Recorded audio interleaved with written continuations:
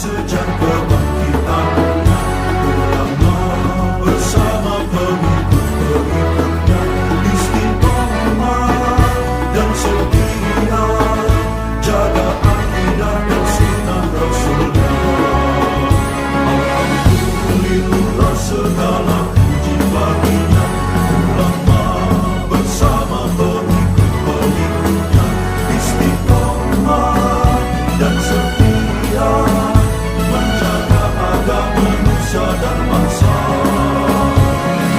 Mari kuatkan niat kita, kita bulatkan tekad kita, terus lanjutkan amal kita, mengembangkan hikmah kita. Fatihah. A'udzubillahi minasyaitonir rajim. Bismillahirrahmanirrahim. Alhamdulillahirabbil alamin. Arrahmanir rahim. Maliki yaumiddin. Iyyaka na'budu wa iyyaka nasta'in. Ihdinas siratal mustaqim. Siratal ladzina an'amta 'alaihim ghairil maghdubi 'alaihim waladdallin. Amin. Bismillahirrahmanirrahim.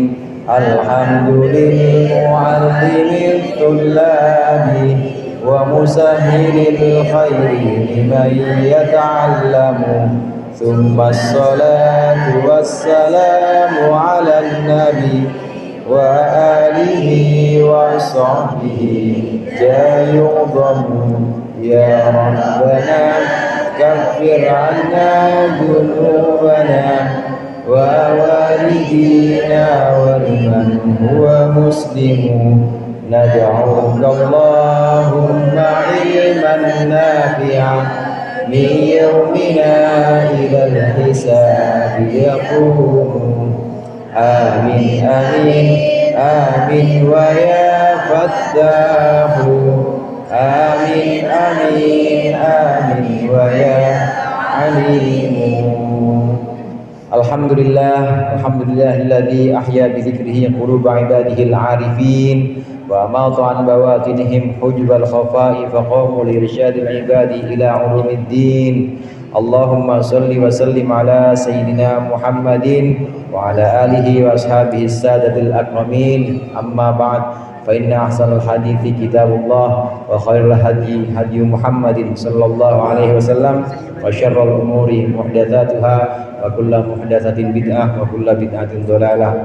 Amma ba'd, segenap jamaah Majelis Taklim kaum ibu Masjid Al-Abrar yang berbahagia, para ustadzah, para ibu hajjah, seluruh hadirat yang dimuliakan oleh Allah.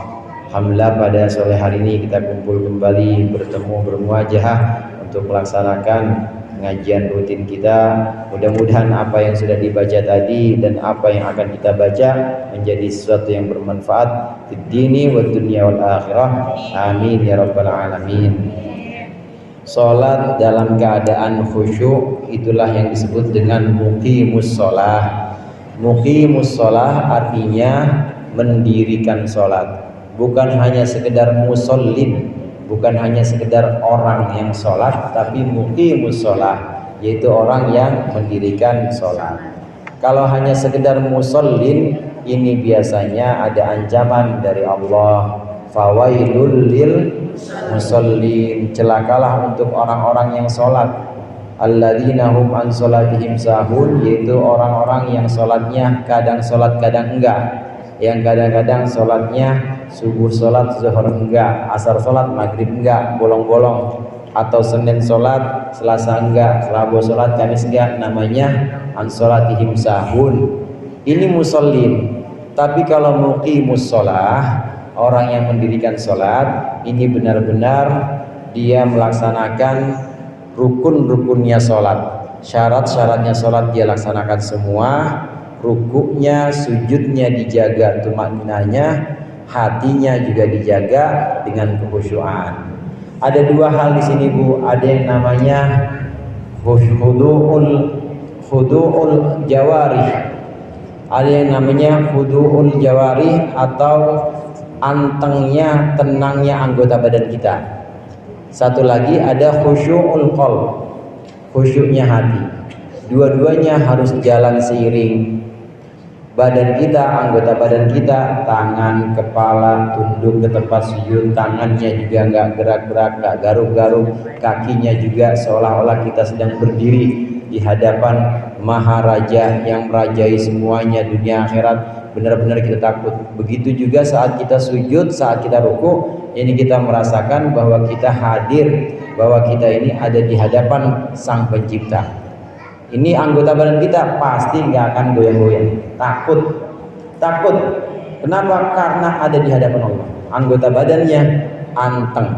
Selain anggota badan anteng, hatinya juga khusyuk.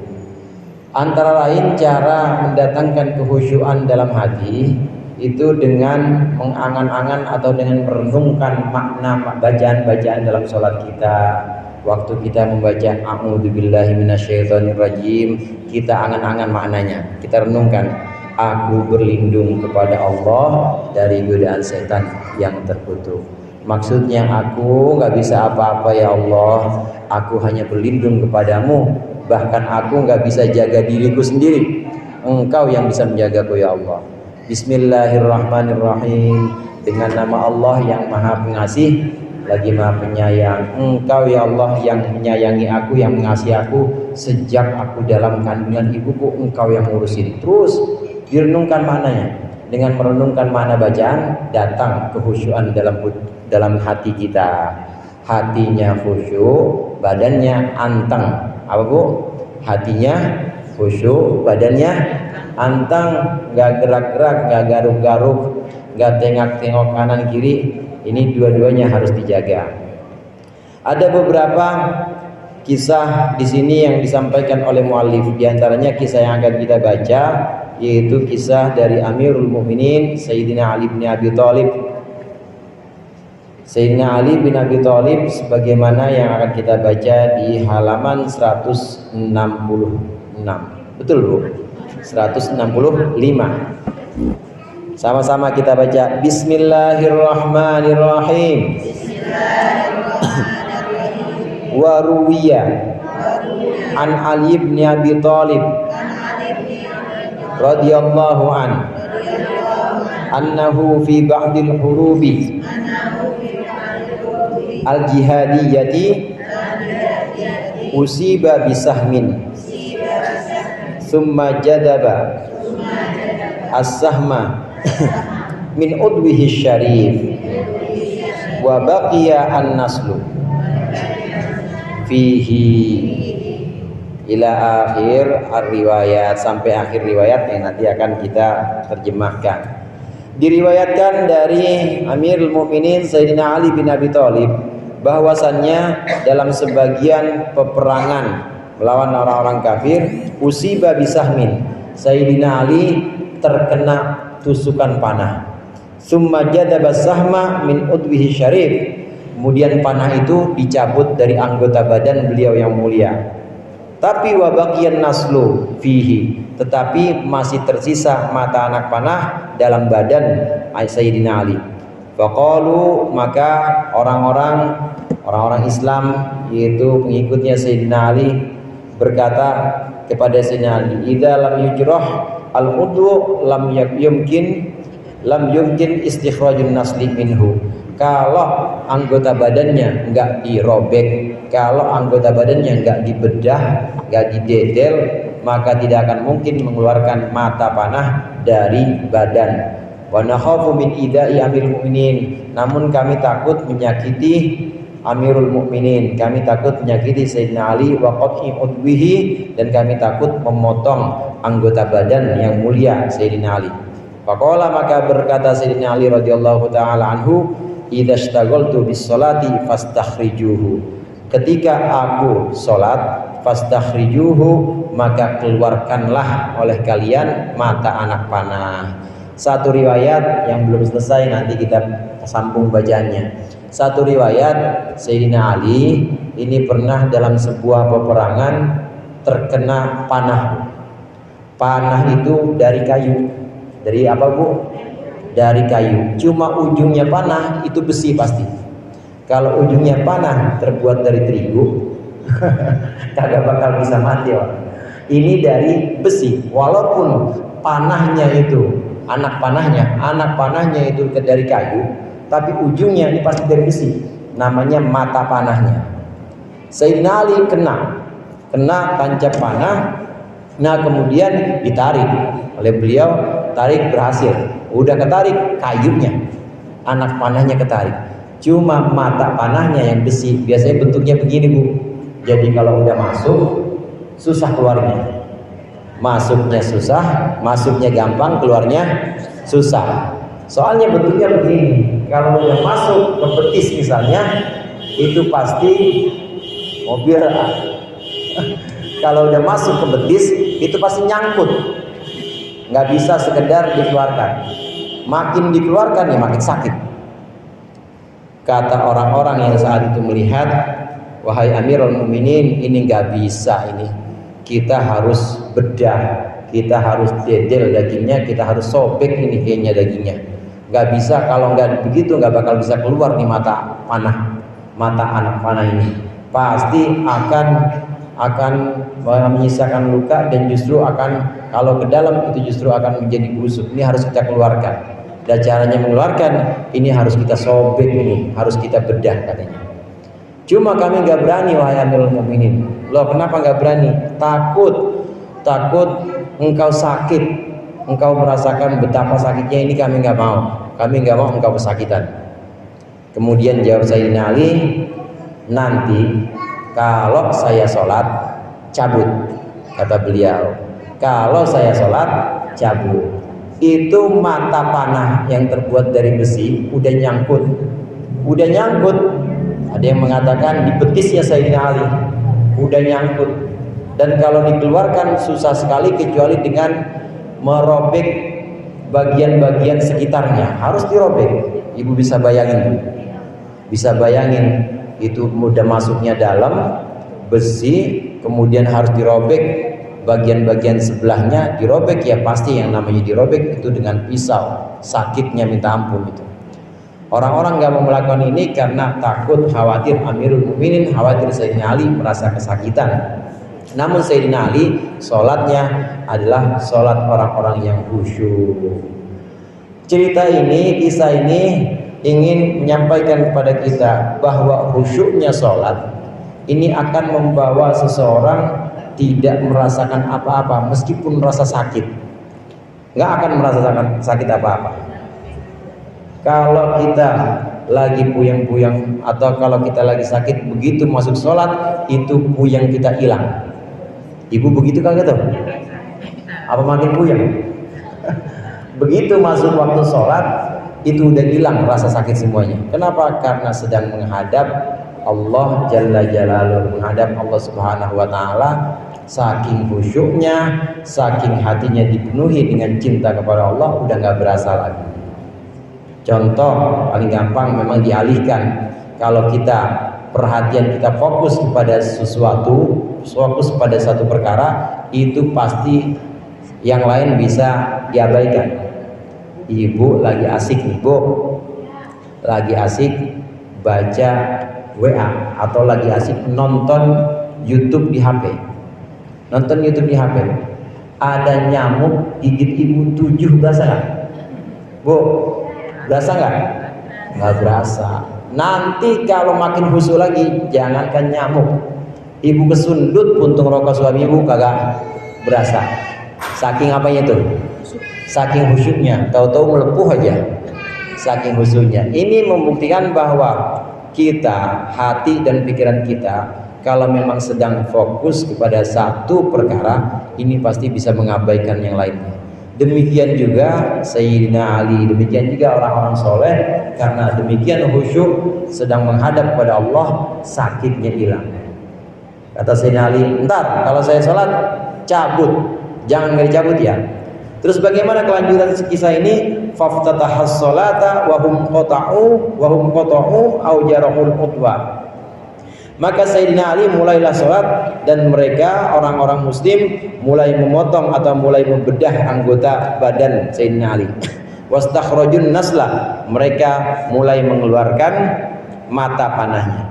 Wa huwa radhiyallahu anhu lam yataghayyar fi sholatihi, dan Sayyidina Ali radhiyallahu an tidak berubah sedikit pun dalam sholatnya. Falamma faragha qala, ketika sudah selesai sholat Sayyidina Ali, maka beliau berkata, lima lam tastakhrijuhu, kenapa kalian tidak mengeluarkannya? Faqalu, maka orang-orang berkata, qad istakhrajna, kami sudah mengeluarkan. Mulai Sayyidina Ali, karena tadi pesannya, ntar kalau saya sholat cabut ya, jangan kalau dicabut, cabut. Sayyidina Ali mulai sholat, Allahu Akbar, masuk bacaan-bacaan sholat. Nah, kemudian dihayati, direnungkan benar-benar sampai selesai salam. Assalamualaikum warahmatullah, assalamualaikum warahmatullah. Selesai, alhamdulillah. Sayyidina tanya, ini pada ngapain aja sih orang? Kata Sayyidina Ali, dari tadi saya sholat kagak dicabut. Ini sakit banget rasanya. Kata orang-orang, udah disabut ya wahai Amirul Mukminin, udah kami cabut tadi. Oh, udah cabut, nggak berasa waktu sholat. Tapi begitu udah selesai salam, berasa lagi. Begitu udah selesai salam, sakit lagi. Demikian khusyuknya waktu sholat, nggak berasa dicabut. Beliau Sayyidina Ali mengira orang-orang nggak pada ngapa-ngapain, disuruh nyabut nggak ngerjain apa-apa. Ternyata udah dicabut dan nggak berasa. Hatinya menghadap kepada Allah, hadir, batinnya, jiwanya benar-benar merasakan ada di hadapan Allah. Allah lah yang merawat, Allah lah yang mengurusi segala sesuatu, termasuk mengurusi jiwa kita. Maka kita khusyuk di hadapan Allah, nggak berasa ketika ada yang sakit, ketika ada sesuatu yang kira-kira melukai kita, nggak berasa dalam sholat. Inilah sholatnya Sayyidina Ali dan sholatnya orang-orang soleh pada umumnya. Fandur ila iqbalihi ala rabbih, maka lihatlah bagaimana menghadapnya Sayyidina Ali kepada Tuhannya. Hatta lam yahissa, sehingga beliau tidak merasakan bijurhil udwi wastikhrajin nasli, tidak merasakan disobek anggota badannya dan juga dikeluarkan mata panah min jaufil lahmi, dari dalam daging. Lihat bagaimana Sayyidina Ali, bagaimana orang-orang soleh ini saat masuk waktu sholat, mulai dari takbiratul ihram ini sudah tidak berasa, padahal dirobek betisnya, dibedah. Dulu belum ada bius, sekarang ada bius kali, ada bius lokal, ada bius total. Bisa hilang kesadaran, bisa hilang rasa, mati rasa benar-benar. Kalau lukanya adanya di betis, di bius lokal misalnya, ya udah bagian betis nggak berasa diapa-apain. Bius zaman dulu belum ada bius. Lalu bagaimana caranya? Biusnya dengan sholat tadi, dibius dengan sholat. Jadi benar-benar sedang mabuk, mabuknya mabuk kepada Allah.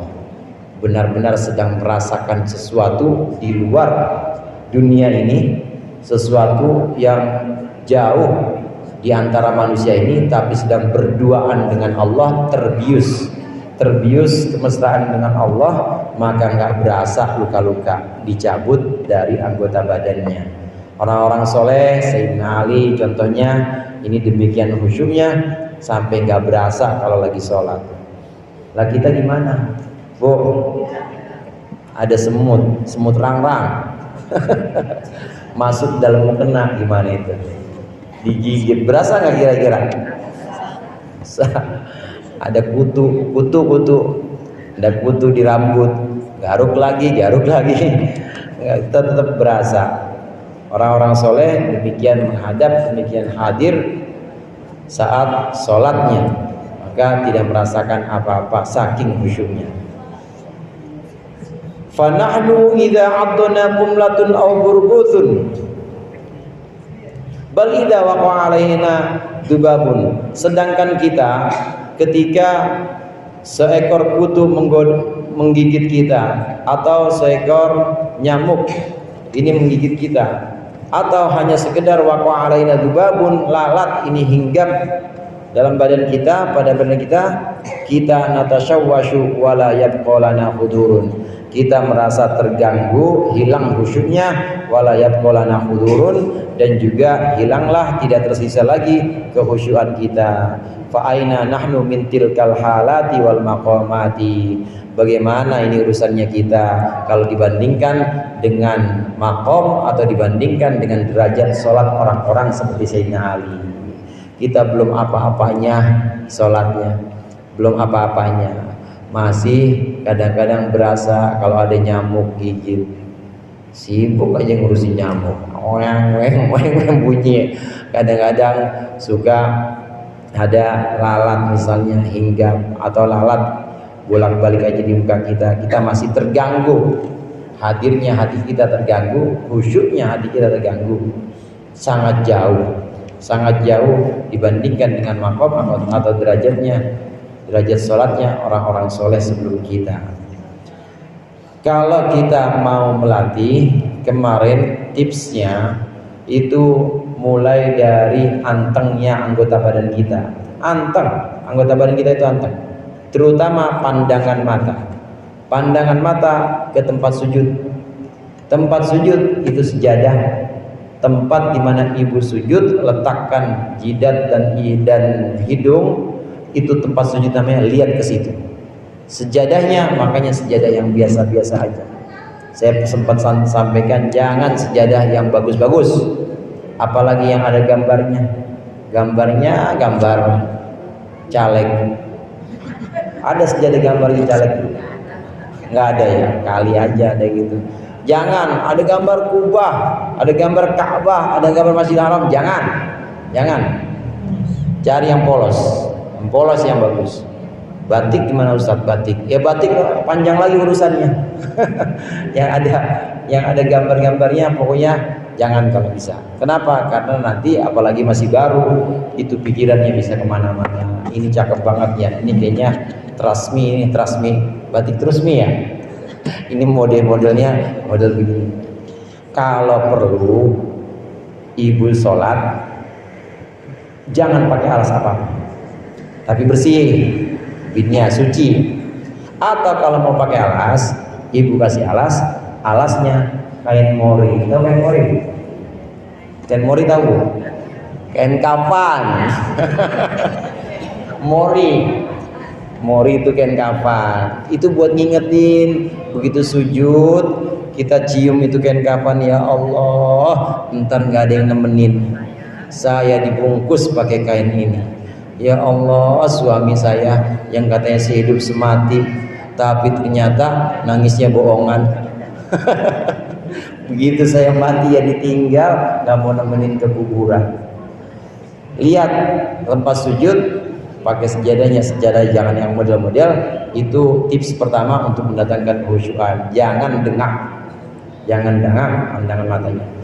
Kemudian anggota badan yang lain, tangan, kaki juga jangan banyak gerak. Ada nyamuk, ada laler, biarin aja. Usahakan jangan bergeming dalam gerakan-gerakan sholat kita dan bacaan-bacaan kita, jangan terganggu. Kadang ada begini orang sholat itu, nah lihat, ada orang sholat begini. Allah ada begini. Iya, jadi goyang itu. Kalau goyang begini, goyang ke depan masih boleh. Goyang ke depan, kadang-kadang goyang itu kan ada goyang yang sifatnya itu sifatnya itu kita nggak bisa ngelawan. Ya, jadi emang kadang-kadang itu dikit, itu nggak apa-apa. Tapi kalau ini udah benar-benar sering begini, bisa batal. 3 kali aja gerakan bisa batal. Saya kalau udah sholat khusyuk jadi nggak lihat. Tahu ada apa kagak? Iya, kalau ibu lihat berarti ibu udah khusyuk. Kalau kita lagi nggak sholat ngelihat, ya udah biarin aja. Ntar bilangin, jangan lagi sholat, dibilangin jangan. Orang lagi sholat itu jangan dibilangin lagi sholat. Jangan disuruh juga, jangan nyuruh orang sholat, bu, paham kagak? Jangan nyuruh orang sholat. Orang lagi sholat disuruh. Dan jangan bilangin orang sholat. Orang lagi sholat dibilangin, ntar kalau udah selesai bilangin. Entar kalau udah selesai suruh tolong beli nano dah, suruh. Tapi kalau lagi sholat jangan suruh. Itu antara lain menghadirkan kehusuan dengan antengnya anggota badan kita, terutama pandangan muka kita atau mata kita ke tempat sujud. Kemudian dengan anggota badan yang lain juga anteng, tenang. Dan yang satu lagi tadi sempat kita singgung, angan-angan bacaan kita. Baca Fatihah kita angan-angan maknanya, renungkan. Kita baca Allahu Akbar, takbir, Allah Maha Besar, saya kecil banget ya Allah, saya sangat kecil dibanding ciptaan Engkau yang lain. Sujud kita baca Subhana Rabbiyal A'la wa bihamdi, Maha suci Allah, ya Allah aku kotor sekali, aku dari kecil sampai sekarang masih kurang sekali ibadahku kepadamu, kotor sekali dosaku masa lalu ya Allah banyak banget. Itu kita renungkan kemana-mana itu, insya Allah sujudnya lama. Kenapa? Karena kita tahu makna sujud kita. Sujudnya lama asal jangan pules. Kalau pules ya batal, ulang lagi. Wallahu a'lam bishawab. Mudah-mudahan bermanfaat. Lebih kurangnya saya mohon maaf. Wallahul muwaffiq ila aqwamit thoriq. Assalamualaikum warahmatullahi wabarakatuh.